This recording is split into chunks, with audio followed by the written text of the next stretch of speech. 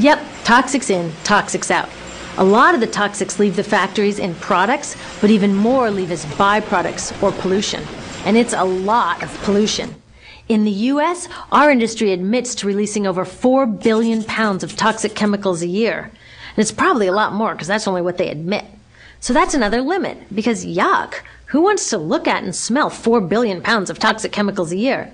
So what do? Move the dirty factories overseas, pollute someone else's land. But surprise, a lot of that pollution is coming right back at us, carried by wind currents. So what happens after all these natural resources are turned into products? Well, it moves here for distribution. Now, distribution means selling all the toxic contaminated junk as quickly as possible. The goal here is to keep the prices down, keep the people buying, and keep the inventory moving. How do they keep the prices down? Well, they don't pay the store workers very much, and they skimp on health insurance every time they can. It's all about externalizing the costs. What that means is that the real costs of making stuff aren't captured in the price. In other words, we aren't paying for the stuff we buy. I was thinking about this the other day. I was walking to work and I wanted to listen to the news, so I popped into a Radio Shack to buy a radio. I found this cute little green radio for $4.99. I was standing there in line to buy this thing, and I was thinking, how could $4.99 possibly capture the cost of making this radio and getting it into my hands? The metal was probably mined in South Africa. The petroleum was probably drilled in Iraq. The plastics were probably produced in China, and maybe the whole thing was assembled by some 15-year-old in a maquiladora in Mexico. $4.99 wouldn't even pay the rent for the shelf space it occupied until I came along, let alone part of the staff guy's salary who helped me pick it out, or the multiple ocean cruises and truck rides pieces of this radio went on. That's how I realized I didn't pay for the radio. So who did pay? Well, these people paid with the loss of their natural resource space. These people paid with the loss of their clean air, with increasing asthma and cancer rates. Kids in the Congo paid with their future. 30% of the kids in the Congo now have dropped out of school to mine coltan, a metal we need for our cheap and disposable electronics. These people even paid by having to cover their own health insurance. All along this system, people pitched in so I could get this radio for $4.99. And none of these contributions are recorded in any accounts book. That's what I mean by the company owners externalized the true costs of production. And that brings us to the golden arrow of consumption. This is the heart of the system, the engine that drives it.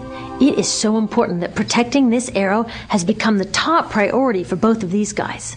That's why after 9/11, when our country was in shock, and President Bush could have suggested any number of appropriate things, to grieve, to pray, to hope. No, he said to shop. To shop! We have become a nation of consumers. Our primary identity has become that of being consumers, not mothers, teachers, farmers, but consumers. The primary way that our value is measured and demonstrated is by how much we contribute to this arrow, how much we consume. And do we? We shop and shop and shop, keep the materials flowing, and flow they do. Guess what percentage of total materials flow through this system is still in product or use 6 months after their date of sale in North America? 50%? 20%? No, 1%. 1. In other words, 99% of the stuff we harvest, mine, process, transport, 99% of the stuff we run through this system is trashed within 6 months. Now, how can we run a planet with that level of materials throughput? It wasn't always like this. The average U.S. person now consumes twice as much as they did 50 years ago. Ask your grandma. In her day, stewardship and resourcefulness and thrift were valued. So how did this happen? Well, it didn't just happen. It was designed. Shortly after World War II, these guys were figuring out how to ramp up the economy. Retailing analyst Victor Lebeau articulated the solution that's become the norm for the whole system. He said, our enormously productive economy demands that we make consumption our way of life, that we convert the buying and use of goods into rituals, that we seek our spiritual satisfaction, our ego satisfaction in consumption. We need things consumed, burned up, replaced, and discarded at an ever-accelerating rate. President Eisenhower's Council of Economic Advisors chairman said that the American economy's ultimate purpose is to produce more consumer goods. More consumer goods? Our ultimate purpose? Not provide health care or education or safe transportation or sustainability or justice? Consumer goods? How did they get us to jump on board this program so enthusiastically? Well, two of their most effective strategies are planned obsolescence and perceived obsolescence. Planned obsolescence is another word for designed for the dump. It means they actually make stuff to be useless as quickly as possible, so we'll chuck it and buy a new one. It's obvious with things like plastic bags and coffee cups, but now it's even big stuff. Mops, DVDs, cameras, barbecues even, everything. Even computers. Have you noticed that when you buy a computer now, the technology is changing so fast that in just a couple of years, it's actually an impediment to communication? I was curious about this, so I opened up a big desktop computer to see what was inside. And I found out that the piece that changes each year is just a tiny little piece in the corner.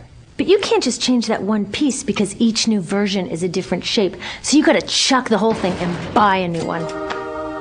So I was reading industrial design journals from the 1950s when planned obsolescence was really catching on.